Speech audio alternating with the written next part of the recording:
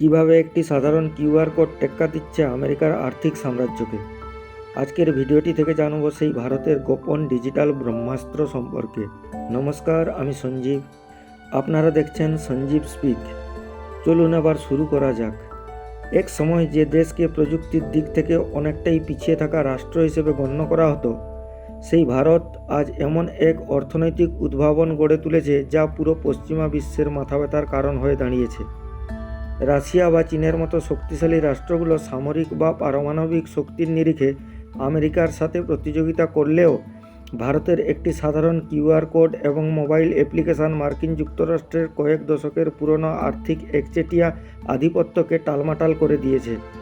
আজ ভারতের চা স্টল থেকে শুরু করে বড় বড় শপিং মল সর্বত্র ব্যবহৃত হচ্ছে ইউনিফাইড পেমেন্ট ইন্টারফেস অর্থাৎ ইউপিআই। আমজনতা এটি সম্পূর্ণ বিনামূল্যে ব্যবহার করলেও পর্দার আড়ালে এটি ভারতের অর্থনীতিকে ট্রিলিয়ন টাকায় ভরিয়ে দিচ্ছে এবং বিশ্বমঞ্চে হার্ভার্ডের মতো স্বনামধন্য বিশ্ববিদ্যালয়ের অধ্যাপকদের তাক লাগিয়ে দিয়েছে।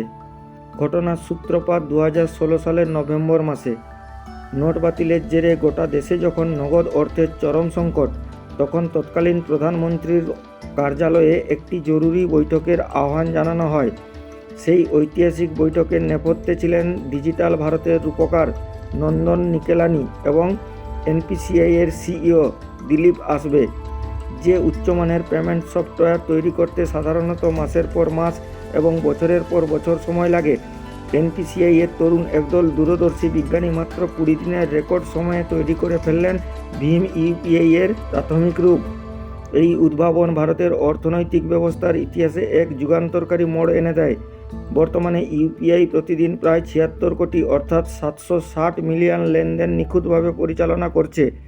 এত বিপুল পরিমাণ চাপের পরেও কেন এই সিস্টেম কখনো ক্র্যাশ করে না? এর কারণ হলো তিনটি। 1. মাইক্রো সার্ভিসেস ও অ্যাপাচি কাফকা।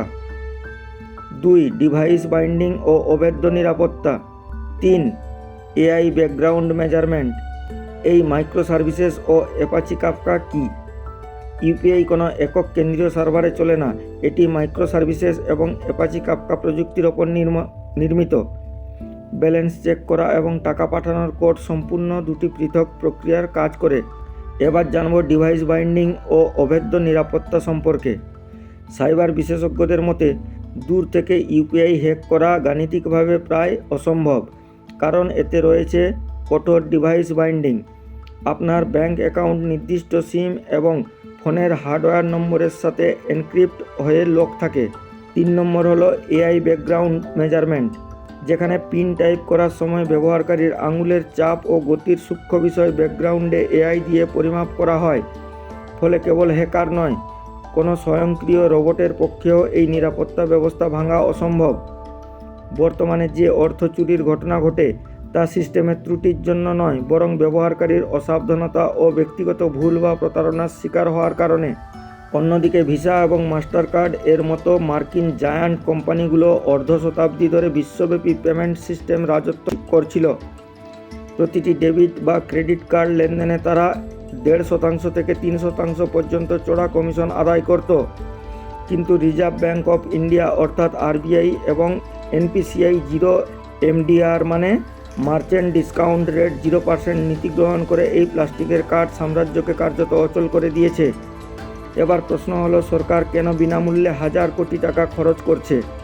অর্থনৈতিক পরিভাষায় একে বলা হয় লস লিডার স্ট্র্যাটেজি। আপাত দৃষ্টিতে সরকার জনগণের কাছ থেকে কোনো ফি না নিয়ে বিপুল টাকা লোকসান করছে মনে হলেও ব্যাকগ্রাউন্ডে এটি দেশকে বিশাল আর্থিক লাভ এনে দিচ্ছে। 1. নোট ছাপানোর খরচ বাঁচানো। কাগজের নোট ছাপানো ও পরিবহনে আরবিআই এর বছরে প্রায় 300 কোটি টাকার বেশি খরচ হতো, যা এখন প্রায় শূন্যের কোঠায়। 2. কর ফাঁকি বন্ধ ও জিএসটি বৃদ্ধি। খুচরা বিক্রেতা থেকে বড় ব্যবসা প্রতিটি লেনদেন ডিজিটাল ট্র্যাকিংয়ের আওতায় আসার কর ফাঁকি প্রায় বন্ধ হয়ে গেছে, যার ফলে ভারতের মাসিক জিএসটি সংগ্রহ আজ প্রায় 2 লক্ষ কোটি টাকার রেকর্ড ছুঁয়েছে। এখন কথা হলো, আমেরিকা এতদিন ধরে সুইফট নেটওয়ার্ক এবং মার্কিন ডলারকে বৈশ্বিক ভূরাজনৈতিক অস্ত্র হিসেবে ব্যবহার করে এসেছে, কিন্তু ভারত তার ইউপিআইকে সীমান্ত পার করিয়ে বিশ্বমঞ্চে জয় পতাকা ওড়াচ্ছে। আজ ভারতীয় পর্যটক এবং প্রবাসীরা বিদেশে গিয়ে ডলার কনভার্সন বা ক্যাশ বহনের চিন্তা ছাড়াই কেবল কিউআর কোড স্ক্যান করে লেনদেন করতে পারছেন। বর্তমানে যেসব দেশে সরাসরি চালু বা প্রসারিত হচ্ছে ইউপিআই: সিঙ্গাপুর, সংযুক্ত আরব আমিরাত UAE, France, Mauritius, Nepal, Bhutan, Qatar, Sri Lanka, Cambodia, Greece, Maldives, Seychelles, Japan ও মালয়েশিয়া। অন্যদিকে ইউরোপীয় কেন্দ্রীয় ব্যাংকের সাথে ঐতিহাসিক সমঝোতা। ইউরোপীয় কেন্দ্রীয় ব্যাংকের নিজস্ব তাৎক্ষণিক payment system tips target instant payment settlement এর সাথে ভারতের ইউপিআই যুক্ত করার কাজ ইতিমধ্যেই শুরু হয়েছে। এর ফলে ইউরোপ ও ভারতের মধ্যে অর্থ লেনদেন মুহূর্তের মধ্যে এবং প্রায় নামমাত্র খরচে সম্পন্ন হবে। চীন, যেখানে বেল্ট অ্যান্ড রোড ইনিশিয়েটিভ এর মাধ্যমে অনুন্নত ও উন্নয়নশীল দেশগুলোকে ঋণের ফাঁদে ফেলে শোষণের নীতি গ্রহণ করেছে, সেখানে ভারত তার ডিজিটাল পাবলিক ইনফ্রাস্ট্রাকচার ডিপিআই বিনামূল্যে বিশ্বের বিভিন্ন দেশের সাথে শেয়ার করছে। এর মাধ্যমে ভারত বিশ্বমঞ্চে এক দায়িত্বশীল অভিভাবক ও টেকনোলজি লিডার হিসেবে আত্মপ্রকাশ করছে। ইউপিআই এখানে থেমে নেই। এনপিসিআই নিয়ে এসেছে আরও কিছু চমকপ্রদ প্রযুক্তি। সেগুলি হলো: এক, ই-রুপি বা প্রোগ্রামেবল মানি। এটি একটি নির্দিষ্ট উদ্দেশ্যভিত্তিক ডিজিটাল অর্থ।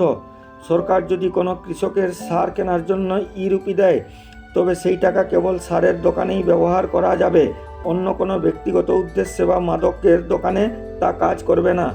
2, UPI 123 pay and UPI lite x.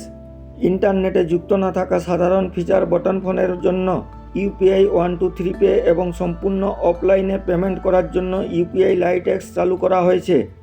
3, UPI circle. পরিবারের সদস্যদের মধ্যে ডেডিকেটেড ও সুরক্ষিত পেমেন্ট শেয়ারিং ব্যবস্থা। সবশেষে বলা যেতে পারে, আজ মার্কিন বাণিজ্য বিভাগ বাধ্য হয়ে ভারতকে অনুরোধ করছে যাতে ইউপিআই এর ওপর ট্যাক্স বা কমিশন বসানো হয়, যাতে তাদের নিজস্ব আর্থিক প্রতিষ্ঠানগুলো টিকে থাকতে পারে।